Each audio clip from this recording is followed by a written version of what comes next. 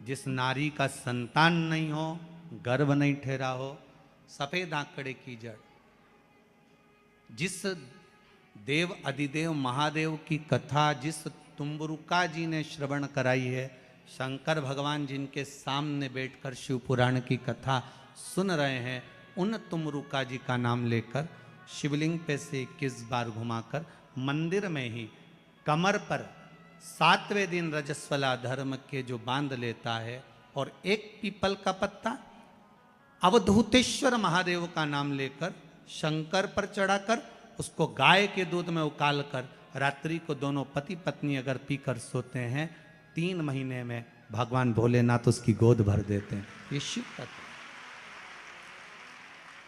शंकर देता जरूर है। माता अंजना के यहां स्वयं शिव महापुराण की कथा कहती है, स्वयं शास्त्र वर्णन करता है, माता अंजना माता के गर्भ से संतान नहीं हुई। 42 वर्ष की माता अंजना हो गई थी और 42 वर्ष की होने के बाद भी माता अंजना के गर्भ से संतान नहीं थी। जब संतान नहीं हुई तब बार बार निवेदन करा महाराज केसरी से, तब नहीं संतान हुई तब अपने पिता से जाकर निवेदन करा, पिताजी गौतम बाबा से निवेदन करती है माता अंजना कि मेरे गर्भ से संतान नहीं, मुझे औलाद नहीं, क्या करूं? तब गौतम बाबा ने कहा एक पार्थिव शिवलिंग का निर्माण करो, मिट्टी का शिवलिंग बनाओ, उसकी पूजन करो। और माता अंजना उस मिट्टी के शिवलिंग के पूजन में ऐसी लीन हो गई कि मिट्टी का शिवलिंग का निर्माण करती, पूजन करती। एक बार देवाधिदेव महादेव ने कह दिया, जाओ पार्वती जरा जाकर पूछो कि अंजना को चाहिए क्या, अंजना माता को चाहिए क्या।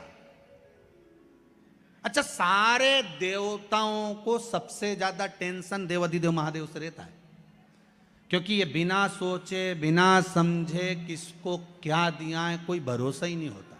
एक बार तो ब्रह्मा जी ने खुद ने कह दिया, साहब हमको तो इस्तीफा दे दो, हमको नौकरी करना ही नहीं बैकुंठ में बिल्कुल भी। तो भगवान विष्णु ने पूछा हुआ क्या? बस प्रभु, राजा श्वेत की अंतिम समय, प्राण छूटने का दिन, उसको यमराज लेने के लिए गए और देवाधिदेव महादेव वहां खड़े हो गए और क्या क्या लेके मत चले जाना, उसकी अंतिम सांस, और क्या क्या लेके मत जाना। और मेरा बेटा जब लाने लगा तो उसके प्राणों को हर लिया, यमराज ही मर गया।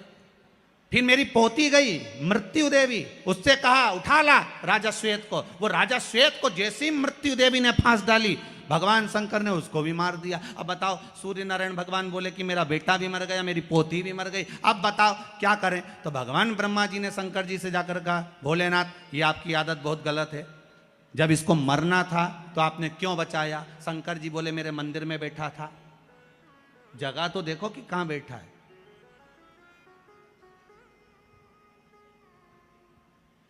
ब्रह्मा जी ने भगवान विष्णु से कहा हमको ये काम नहीं करना, आप तो हमारा इस्तीफा स्वीकार करो। भगवान विष्णु ने शंकर जी से कहा भोलेनाथ जी अब इनके बेटे को, सूर्य नारायण के पुत्र को और पोती को जीवित करो। शंकर भगवान करे एक शर्त पर जीवित करूंगा, जहां मेरा भजन हो रहा हो, जहां मेरी कथा हो रही हो, अगर कोई महामृत्युंजय मंत्र का जाप कर रहा हो, श्री शिवाय नमस्तुभ्यम जप रहा हो, शंकर का पंचाक्षर मंत्र नमः शिवाय जप रहा हो, शंकर जी कहते हैं उस समय पर मृत्यु उसको ना घेरे। तो इतने में सूर्य नारायण भगवान कहते हैं शपथ लेता हूं, संकल्प लेता हूं, जहां आपका नाम होगा, अगर पृथ्वी पर कोई मरने का भी समय आ गया तो पहले आपसे पूछा जाएगा उठा ले, तुम बोलोगे तो बात दूसरी है। शंकर जी बोले हम बताएंगे तो उठाना, हम बोल दें अगर ये शंकर जी का नाम जप रही है और पड़ोसन नी जप रही है तो हम इशारा कर देंगे बाजू वाली को उठा लो। तुम टेंशन मत ले रहो, तुम तो शिव जपो। अब क्या सोचना।